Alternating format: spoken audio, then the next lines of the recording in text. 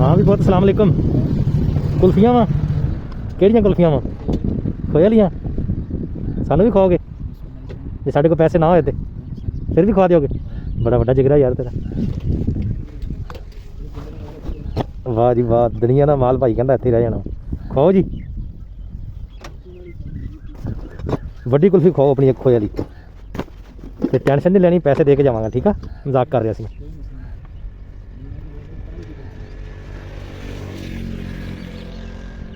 ਇੱਥੇ ਪੱਕਾ ਅੱਡਾ ਲਾਇਆ ਵਾ ਕਦੀ ਕਬਾਰ ਆਨੇ ਕੁਲਫੀ ਦੇ ਕਿੰਨੇ ਆ ਹਲ ਬਾਕੀ ਮੇਰੀ ਤਰਫੋਂ ਨਹੀਂ ਰੱਖ ਲਾ ਕਿਉਂਕਿ ਮੈਂ ਆ ਕੇ ਤੈਨੂੰ ਕਿਹਾ ਕਿ ਮੇਰੇ ਕੋਲ ਪੈਸੇ ਨਹੀਂ ਹੈਗੇ ਮੈਂ ਕੁਲਫੀ ਖਾਣੀ ਆ ਤੋ ਕਿਹਾ ਕੋਈ ਮਸਲਾ ਹੀ ਨਹੀਂ ਕੁਲਫੀ ਖਿਲਾ ਦਿੰਦੇ ਆ ਤੂੰ ਇੰਨਾ ਵੱਡਾ ਦਿਲ ਕਰਕੇ ਵਿਖਾਇਆ ਕਿ ਛੋਟਾ ਜਿਹਾ ਗਿਫਟ ਦਿੱਤਾ ਵਾ ਠੀਕ ਆ ਤੇ ਕੋਈ ਵੈਸੇ ਹਕੀਕਤਾਂ ਆ ਜਾਂਦਾ ਬੰਦਾ ਐਵੇਂ ਦਾ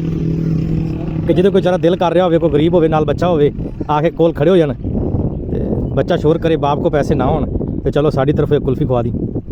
ਹੈਂ ਮੈਂ ਕੋ ਤੈਨੂੰ ਕੋਈ 50,000 ਲੱਖ ਨਹੀਂ ਦੇ ਕੇ ਚੱਲਾ ਛੋਟੀ ਜਿਹੀ ਮੁਹੱਬਤ ਆ ਬਹੁਤ ਸ਼ੁਕਰੀਆ ਅੱਲਾ ਤੇਰੇ ਕਾਰੋਬਾਰ 'ਚ ਬਰਕਤ ਪਾਵੇ ਕੁਲਫੀ ਤੇਰੀ ਬਹੁਤ ਜ਼ਬਰਦਸਤ ਸੀ ਬੜੀ ਮਜ਼ੇਦਾਰ ਕੁਲਫੀ ਸੀ ਕਿਹੜੀ ਚੀਜ਼ ਦੀ ਬਣਾਉਂਦੇ ਹੋ ਦੁੱਧ ਦੀ ਸਹੀ ਠੀਕ ਹੋ ਗਿਆ ਵੀਰੇ ਅਸਲਾਮ ਅਲੈਕੁਮ